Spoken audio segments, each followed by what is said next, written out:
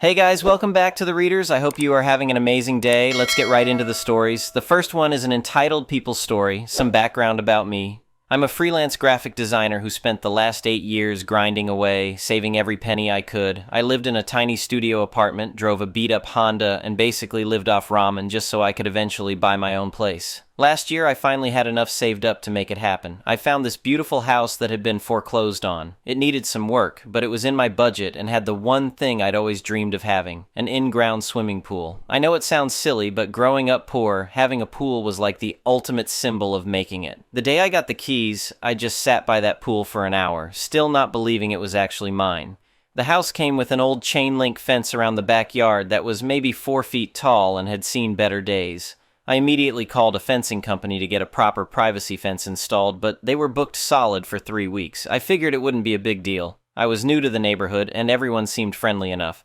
That's where I made my first mistake. The day after I moved in, my new next-door neighbor came over with a casserole. She introduced herself and seemed nice enough at first. She was probably in her mid-40s, perfectly put together, and had that overly cheerful suburban mom vibe. She made small talk about the neighborhood, and then made a comment that should have been a red flag. She mentioned how the previous owners, the family that lost the house to foreclosure, had always been so generous with the pool. She went on about how they treated it like the neighborhood pool and let everyone use it for summer gatherings. She said it was the heart of their community activities. I tried to be polite but clear, telling her that sounded nice, but I was looking forward to having some privacy. She just smiled and said she was sure I'd come around once I got to know everyone better. I should have been more direct, but I was trying to be a good neighbor. The first week went by peacefully. I was settling in, working on some client projects, and slowly making the house feel like home. Then, Tuesday afternoon happened. I was on a video call with one of my biggest clients discussing a major project that could set me up financially for months. We were going over some detailed revisions when suddenly this incredibly loud pop music started blasting from what sounded like my backyard. Then came the shrieking, laughing, and splashing. I had to mute my mic and excuse myself from the call. I walked to my back window and could not believe what I was seeing. There were people in my pool. Not just 1 or 2 people. An entire party. My neighbor, her husband, their 2 kids, and what looked like 3 other families were having a full-blown pool party in my backyard. They had brought inflatable pool toys, a massive cooler, and were using the patio furniture that came with the house. One of them was trying to set up a portable grill on my wooden deck. I watched in shock as kids ran around my yard while adults lounged on floats in my pool, drinking what appeared to be margaritas. I quickly ended my client call, promising to get back to them later, and went outside. My heart was pounding and I was trying to process what I was seeing. I approached the group and tried to stay calm. I asked what was going on and explained that they couldn't be there because it was my private property. My neighbor looked at me like I was being ridiculous. She told me they were just cooling off and reminded me about what she'd said regarding the previous owners. She made it sound like I was being a spoil sport and that there was plenty of room for everyone. Her friends were looking at me like I was the problem, and I could hear them muttering about unfriendly neighbors. I had to stand my ground and explain that I wasn't the previous owners and that I was the current owner, telling them they were trespassing. I asked them to gather their things and leave immediately. They did leave, but not without attitude. Her husband made some passive-aggressive comment about people not knowing how to be neighborly. The kids whined about having to get out of the pool. The whole thing was humiliating and infuriating. I thought that would be the end of it. I was wrong. A few days later, I came home from grocery shopping to find my neighbor's kids in the pool again. Just the kids this time, maybe 8 and 10 years old, swimming around unsupervised. I had to walk them back to their house and explain to my neighbor that they couldn't be in my yard without permission.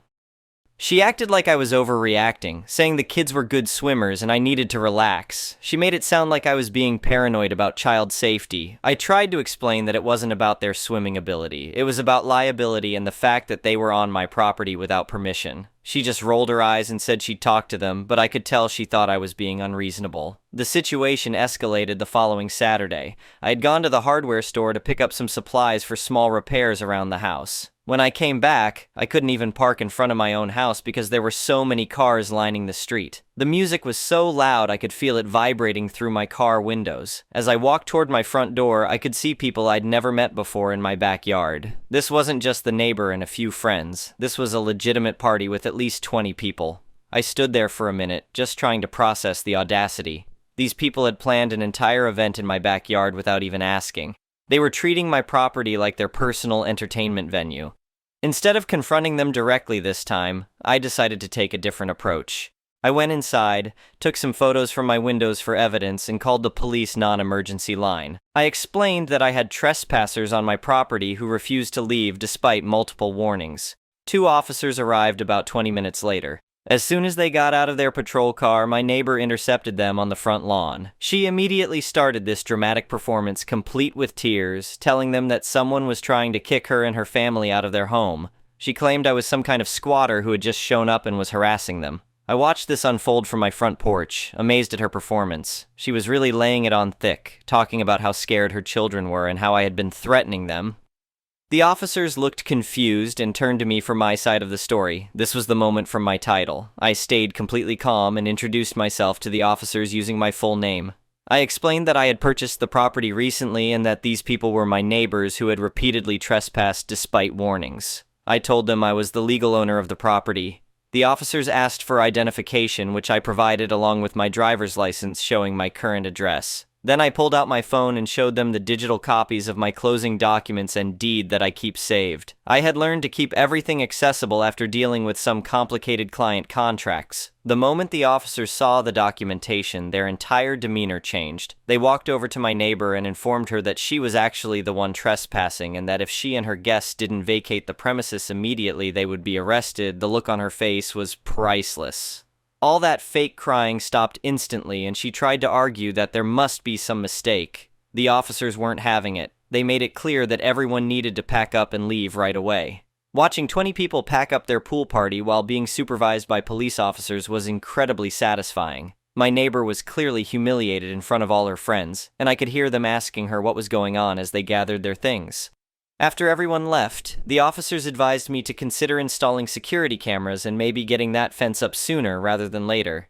They said neighbors like this often escalate their behavior when they don't get their way. I knew they were right. I could tell from the look my neighbor gave me as she left that this wasn't over. She's the type of person who doesn't handle being told no very well, and I had just embarrassed her in front of her entire social circle. That night, I called the fencing company and paid their expedite fee to move up my installation. I also contacted a security company and had cameras installed covering every angle of my backyard. I put up signs making it clear that the property was under 24-hour video surveillance, but I knew that might not be enough. My neighbor struck me as vindictive, and I had a feeling she was going to try something else. That's when I came up with my plan to teach her a lesson she'd never forget. I went to a restaurant supply store and bought several bottles of professional-grade green food coloring, the kind they use to dye rivers for celebrations. It's completely non-toxic, but creates an incredibly intense color. Late that night, knowing the weather forecast called for a hot, sunny day, I added the dye to my pool's circulation system. By morning, my crystal-clear pool water looked like a disgusting swamp. It was this opaque, sickly green color that looked absolutely revolting. I also installed a motion-activated sprinkler system aimed directly at the gate area between our yards. The next afternoon, I got a motion alert from my new security cameras. I pulled up the footage and watched the most satisfying scene unfold. My neighbor and 2 of her friends, all dressed in swimsuits and carrying towels, snuck through the gate area. The moment they stepped onto my property, the motion-activated sprinkler hit them with a blast of cold water. They were completely soaked and shocked, but they kept going toward the pool, probably figuring they were already wet anyway. The moment they saw the swampy green water, they stopped dead in their tracks. I watched them stare at the pool in complete disgust and confusion. My neighbor started having what can only be described as a full-blown tantrum. She was gesturing wildly and clearly furious that her plan had backfired. They retreated quickly, dripping wet and defeated. The fencing company arrived the very next day and installed a beautiful 8-foot-tall solid wood privacy fence around my entire backyard. No more access from the neighbor's yard, no more visibility into my space. I had the pool professionally cleaned a few days later, and the water was back to sparkling blue. The whole incident had cost me some money, but it was worth every penny to see the look on my neighbor's face when her entitled behavior finally caught up with her. The aftermath was interesting. My neighbor tried to start some kind of smear campaign telling other neighbors that I was difficult and antisocial, but I had anticipated this and shared a short, edited video with a few key neighbors showing the trespassing incidents and police involvement. Most people were actually sympathetic to my situation. Apparently, my neighbor had a reputation for being pushy and entitled, and several people mentioned they'd had their own issues with her boundary problems. The neighborhood generally sided with me, which only made her more isolated. A few weeks later, I was finally able to enjoy my pool in peace. I was floating on a raft on a beautiful sunny afternoon, reading a book and just enjoying the quiet. It occurred to me that this was exactly what I had worked so hard for, a peaceful sanctuary where I could relax without worrying about entitled neighbors treating my property like their personal playground. I never wanted a war with my neighbor, but some people only understand firm boundaries. The whole experience taught me that being nice and trying to avoid conflict doesn't work with everyone. Sometimes you have to be willing to stand up for yourself and your property rights, even if it makes you temporarily unpopular. The funny thing is, my property value has actually gone up since the fence was installed. The privacy and security improvements made it more attractive, and potential buyers love having a truly private backyard space. My neighbor still lives next door, but we don't speak. She avoids making eye contact when we see each other, and I'm perfectly fine with that arrangement. I learned that some battles are worth fighting, especially when it comes to protecting your peace of mind in your own home. Looking back, I'm proud of how I handled the situation. I could have escalated things much further, but I found a way to solve the problem definitively without causing permanent damage or getting into legal trouble. The green pool water was harmless but effective, and the security footage of her reaction still makes me smile. The best part is that I finally have what I worked so hard for, a beautiful private space where I can relax and enjoy the fruits of my labor. No more uninvited pool parties, no more entitled neighbors, just peace and quiet in my own backyard. For anyone dealing with similar neighbor issues, my advice is to document everything. Know your rights, and don't be afraid to involve authorities when people won't respect your property. Sometimes being the difficult neighbor is exactly what the situation requires. The pool is still here. The fence is still standing, and I'm still enjoying every minute of the privacy I fought for. Some lessons are worth teaching, even if they require a little creativity and a lot of green food coloring. Update 6 months later. Holy cow, I didn't expect this post to blow up like it did. Thanks for all the support and the awards. A lot of people have been asking for an update, so here's what's happened since I originally posted this story. First, the good news. My neighbor situation has been completely resolved. After the green pool incident and the fence installation, things went quiet for about 2 months. I thought maybe she had finally learned her lesson and we could coexist peacefully as distant neighbors. I was wrong, but not in the way I expected. About 3 months after the pool incident, I was working in my home office when I heard a lot of commotion from next door. There were multiple cars in their driveway, people going in and out with boxes, and what sounded like a pretty heated argument. I didn't think much of it at first, not my business, right? But then I noticed a for sale sign go up in their front yard. I'll admit, I was curious about whether my neighbor drama had anything to do with it, but I figured I'd probably never know the real story. A few days later, I was getting my mail when one of the other neighbors approached me. Turns out, the whole pool situation was just the tip of the iceberg with my former neighbor. After I shared that security footage with a few people, it opened the floodgates for other neighbors to start talking about their own experiences with her. Apparently, she had been pulling similar entitled behavior all over the neighborhood for years. She had tried to claim parts of other people's yards for her kids to play in. She had been stealing packages from porches and claiming they were delivered to the wrong address. She had even been going into people's unlocked garages and borrowing tools without asking. The most shocking thing I learned was that she had been charging other neighbors for access to my pool during the time when the previous owners lived there. She was literally running a side business using someone else's property and pocketing the money. When people found out about this after my situation, several neighbors threatened to sue her for fraud.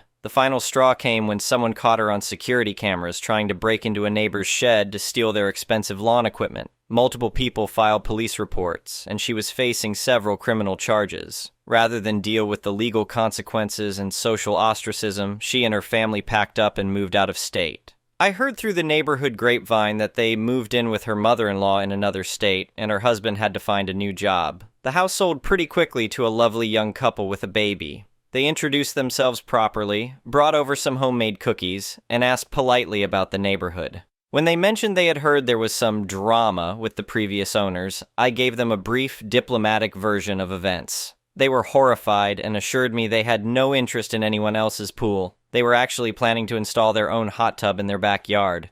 They've been model neighbors ever since. But here's the really satisfying part. Remember how my former neighbor tried to tell everyone I was antisocial and difficult? Well, once she was gone and people started sharing their own stories about her behavior, the neighborhood opinion did a complete 180. I went from being the difficult new guy to being the person who finally stood up to the neighborhood bully. Several neighbors have thanked me for handling the situation the way I did, saying they wish they had been brave enough to confront her behavior themselves. One neighbor even told me that property values in our area have actually gone up since she left, because potential buyers were put off by the drama and complaints associated with her address. Apparently, she had been leaving negative reviews and complaints about the neighborhood online, which was affecting everyone's home values. The security cameras I installed have been worth every penny. Not for catching more entitled neighbors, thankfully that hasn't been an issue, but I've actually helped solve a few minor neighborhood problems. I caught someone dumping trash in the storm drain and was able to provide footage to the city. I also caught a package thief in action, and the footage helped police catch them. My pool has become something of a neighborhood legend, not in the way my former neighbor intended, but as a symbol of standing up for your property rights. A couple of neighbors have mentioned the Great Pool War when introducing me to new people, always with a laugh and obvious admiration for how I handled things. I've actually become much more social in the neighborhood since all this happened. Several neighbors have invited me to legitimate neighborhood gatherings. You know, the kind where they actually ask permission and bring their own food and drinks. I've hosted a couple of small get-togethers myself, properly planned and with invited guests only. The pool itself is in better shape than ever. I've invested in some upgrades, better filtration, heating system, and some nice landscaping around the deck area. It's become exactly the peaceful retreat I dreamed of when I bought the house. I still laugh when I think about that security footage of my former neighbor's face when she saw the green water. I actually save that clip and show it to friends sometimes when they ask about the story. It never gets old. The fence has been amazing too. I ended up extending it around the entire property perimeter, not just the backyard. It's given me complete privacy and security, and I love that I can use my outdoor space without worrying about unwanted visitors or prying eyes. One funny thing that's happened since my original post. I've had several people reach out asking for advice on dealing with entitled neighbors. Apparently, this kind of pool trespassing is more common than I thought. I always tell them the same thing: document everything, know your rights, and don't be afraid to involve authorities when people won't respect boundaries. I've also had a few people ask about the green food coloring trick. For the record, I only recommend this if you're absolutely sure the trespassers will see it and leave without actually going in the water. It's harmless, but you don't want anyone actually swimming in it. The psychological effect of seeing gross-looking water is usually enough to deter people. My business has actually benefited from all this too. Several neighbors have hired me for graphic design work after getting to know me better, and word-of-mouth referrals from the neighborhood have brought in some great clients. Turns out being known as someone who handles difficult situations calmly and effectively is good for business. The best part of this whole experience is that I learned I'm stronger than I thought. When I first moved in, I was so worried about fitting in and being liked that I almost let someone walk all over me. Standing up for myself was scary at first, but it was absolutely the right thing to do. I still live in the same house, still love my pool, and still enjoy peaceful afternoons floating around reading a book. The difference is that now I truly own my space in every sense of the word. No one questions my right to privacy and quiet enjoyment of my property. For anyone currently dealing with entitled neighbors or property boundary issues, my advice remains the same. Be polite but firm, document everything, know your legal rights, and don't be afraid to escalate when someone refuses to respect reasonable boundaries. Most people will back down when they realize you're serious about protecting your property. Sometimes being the bad guy who enforces rules is exactly what a situation needs. I learned that being liked isn't as important as being respected, and respect comes from standing up for yourself when it matters. The green pool water has become something of a neighborhood legend, and honestly, I'm proud of that. It was creative, harmless, and effectively solved the problem without anyone getting hurt or arrested. Sometimes the best solutions are the ones that make people laugh while teaching an important lesson. Thanks again for all the support on the original post. It's nice to know that other people understand the frustration of dealing with entitled neighbors and appreciate when someone finds a clever way to handle the situation. Now, if you'll excuse me, I have a pool to enjoy in complete, private, peaceful silence. The next one is a pro-revenge story. I was building an online training module at work that is intended to teach existing users how to work a new process.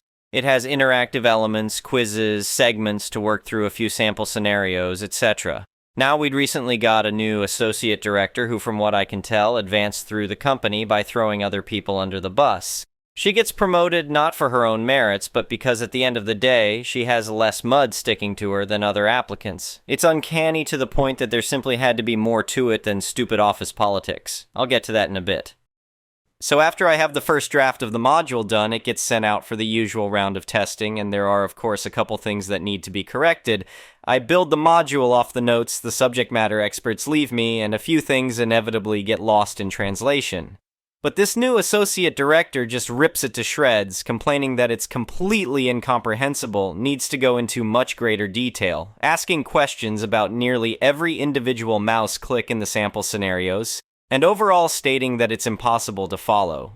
The thing is, this module is intended for our finance department, for people who have a background in finance, and have already been trained on how to use our internal software. She is a training services associate director with a teaching background. The module isn't supposed to make sense to a former middle school social studies teacher. It's supposed to make sense to people with finance degrees. I push back and try explaining this to her in a million different ways, but she's having none of it. So I have to go back to the subject matter experts with her approximately 20 pages worth of criticism. And at first they think I'm joking. I had to forward her email before they finally believed me. So for the next 2 weeks we're going over every nuance, including readdressing everything that was covered during their 3-week classroom training.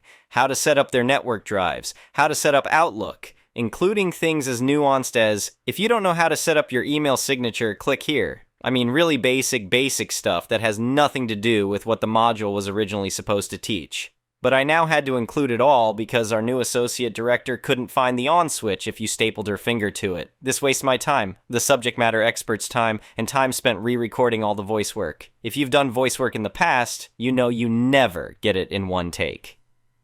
After it's all done, I send it back out for review and approval, and the associate director simply doesn't respond. A week passes. The finance director takes an interest in why this module is almost a month overdue. I go to forward the associate director's email again, except now I can't find it. Odd, seeing as how I have a hoarding problem when it comes to email. I check with one of the subject matter experts I was working with. He can't find it either. Turns out none of us can find it. It's gone.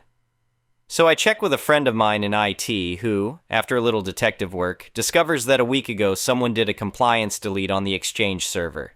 This basically is a seek and destroy for messages meeting certain criteria, in this case a specific phrase she used in her email. I start digging through Outlook trying to find particular emails related to this that might be used to defend my actions, and they're all gone. Inbox, sent items, deleted items, every last one of them. Any email containing that particular phrase anywhere in it. This kind of thing is normally used by admins to mass delete spam or phishing emails from all users at once. Except in this case, someone apparently deleted emails that showed evidence of her awful decisions. My friend in IT can smell a juicy story a mile away and was very interested in seeing where this went. She recovered the deleted emails and I promptly saved them to a flash drive. For the next few days, every time I had any email with this associate director's name on it, even unrelated stuff, you never know how something might fit together, I saved a copy to the flash drive.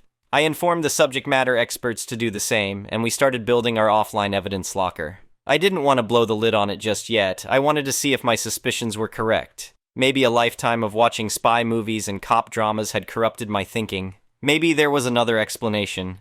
Who knows, it could happen. I'm not God, I don't know everything. I'll play defense.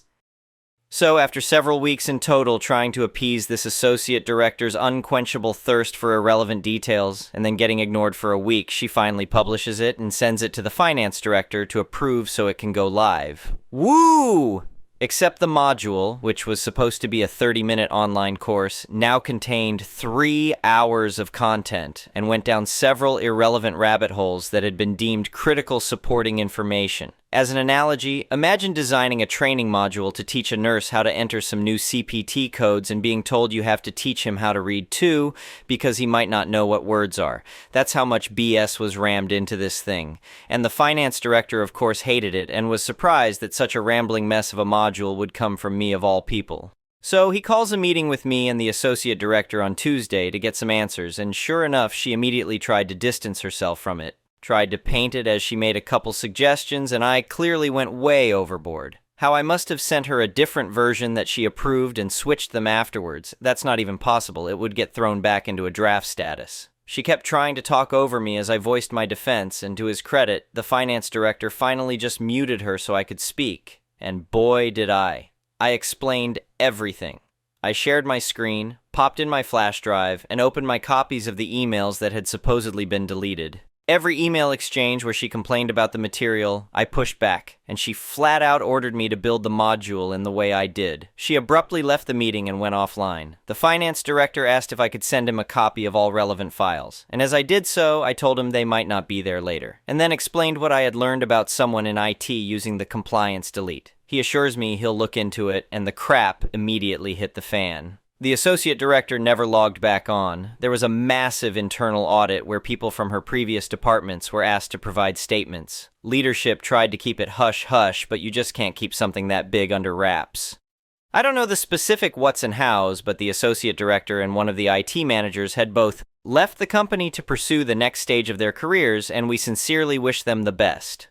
I don't really do the social media thing, but over the next few days, as the rumor mill did what rumor mills do, I heard their crap absolutely blew up, and it came out that the associate director and that IT manager were having an affair. Now, this all went down about a month ago, but as I wrote this post, I thought to check online court records. Both are now facing divorces filed by their respective spouses, so yeah, there's a void in my direct leadership, in IT's leadership, and the entire IT department is getting a shakedown by information security to determine if there were any other leaks.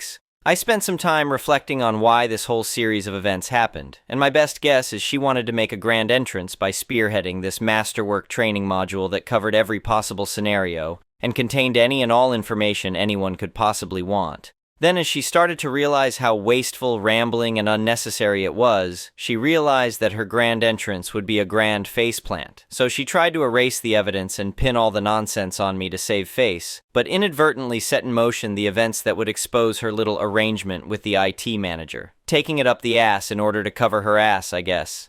The next one is an entitled people story. I ran the mail department in a good-sized commercial printing company. Most of my day was filled with taking customer mailing lists and processing them so that they get discounts at the post office, but occasionally I produced consecutively numbered items, red raffle tickets. Now, raffle tickets are small, maybe 1 by 4 inches, too small to run to the machine by themselves. We decided to run them 4 across and 2 high, so 8 raffle tickets per sheet. I created a spreadsheet in Excel that had 8 columns, 1 for each raffle ticket position. The raffle tickets in this particular case were printed on a special type of paper that has a holographic background. Very expensive. The process of setting up the inkjet machine to print the 8 numbers in 2 spots on each raffle ticket is to find the appropriate XY position for the first ticket number to be placed on the customer portion, then copy that number to replaced on the part of the ticket that is ripped off and given to the administrators of the raffle. Now I have coordinates that I can extrapolate to the remaining 7 positions.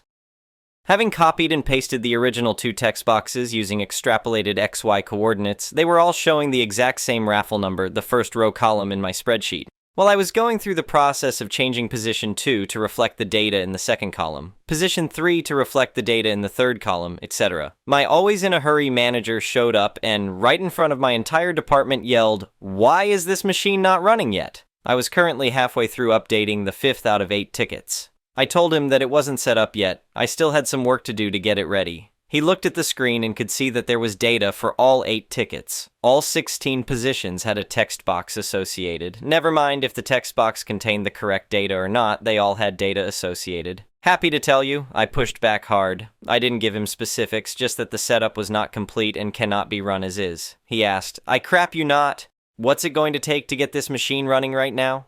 "Easy. I'll simply comply." I handed him the last piece that came out of the machine. Mind you, positions 6, 7, and 8 all contained data for position 1, and position 5 was only half right, and said, "If you want to put your signature on this piece, we can run it right now.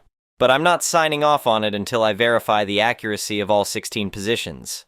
The next day was hell. More special paper had to be purchased, delivered FedEx overnight, first AM delivery, rush job to print and cut and deliver to my department, rush to imprint correctly positions 5 through 8, cut to final size, box, and deliver to the customer. Job was late. We lost any profit we were looking forward to through overnight delivery, reprint, etc., etc., etc. I just smiled and did my job, never said a word. But the look on his face when he told me I had to redo half the job was priceless. Anyway, thank you for watching.